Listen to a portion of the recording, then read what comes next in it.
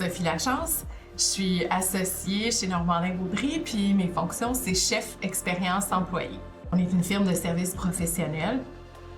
Alors, mon travail, c'est de m'occuper que nos professionnels vivent une expérience au travail la meilleure possible pour être bons dans ce qu'ils font.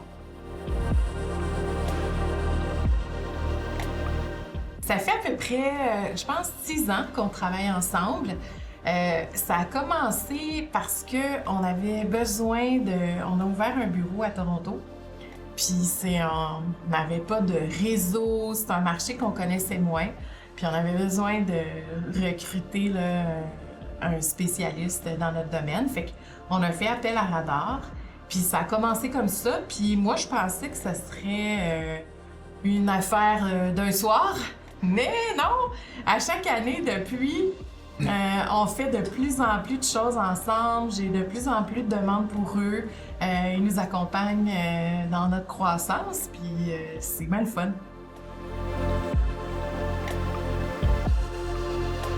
Ce que j'aime de Radar, c'est que rapidement, ils ont compris qui on était, comment on fonctionnait, puis ils travaillent toujours en équipe, fait que c'est le fun.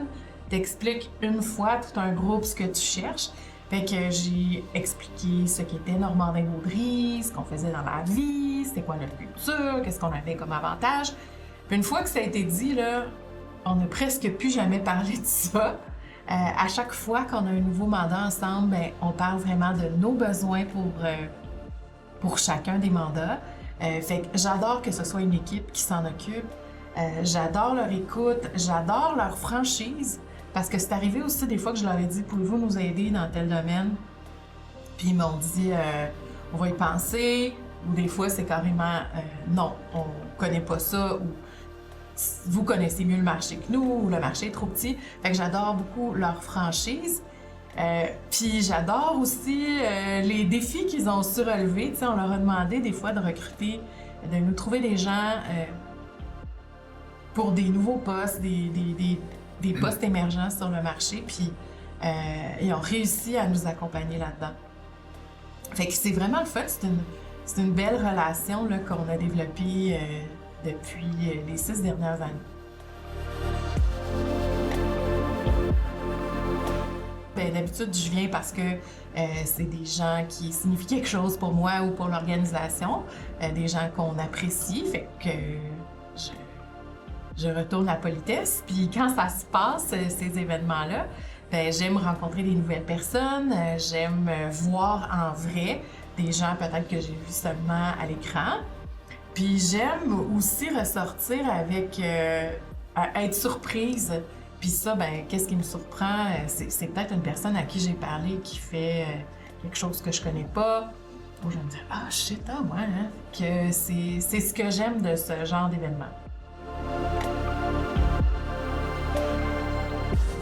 Moi, je pense que dans les organisations, les équipes de ressources humaines auraient intérêt à avoir dans leur équipe, pas nécessairement des professionnels RH, mais à ajouter des gens qui viennent des opérations. Parce qu'un reproche souvent qu'on fait aux ressources humaines, c'est d'être déconnectés, d'être dans leur petit coin avec leur confidentialité. On entendait ça beaucoup avant. Puis, ben, je prêche un peu pour ma paroisse parce que moi, je viens des opérations, puis je constate quelle crédibilité ça me donne dans mon entreprise. Puis, après, je m'entoure de... Si j'ai besoin d'expertise pointue d'affaires que je connais pas, je vais m'entourer des bonnes personnes. Mais ça, c'est un outil... c'est pas vraiment un outil, c'est pas une politique, c'est une approche... Donc, d'avoir ce mindset plus opérationnel. Oui. De connecter, c'est important d'être connecté sur la business pour bien la servir, en fait.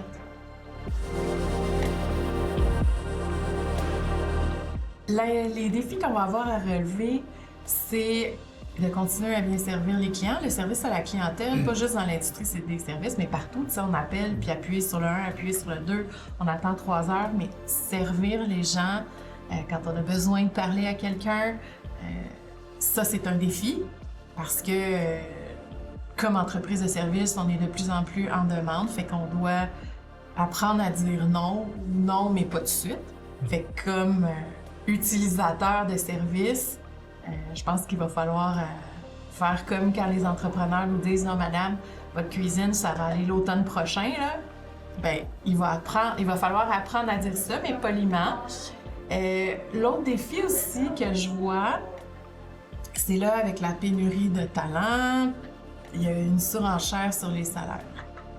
Puis les salaires qu'on peut payer dépendent des revenus qu'on est capable d'avoir. Puis ça, c'est nos clients qui nous donnent, qui paient pour nos services. Fait que, tu sais, il y a comme une spirale dans laquelle il faut pas trop entrer, à mon avis. Il faut être conscient de qui paye pour ces salaires-là. Puis en termes de recrutement, d'attraction comme employeur, ben il faut miser sur d'autres choses que, à un moment donner de l'argent, alimenter l'inflation. On ne rend pas service à la société non plus dans laquelle on évolue. Fait que moi, c'est deux gros défis spécifiques à l'industrie des services que je vois.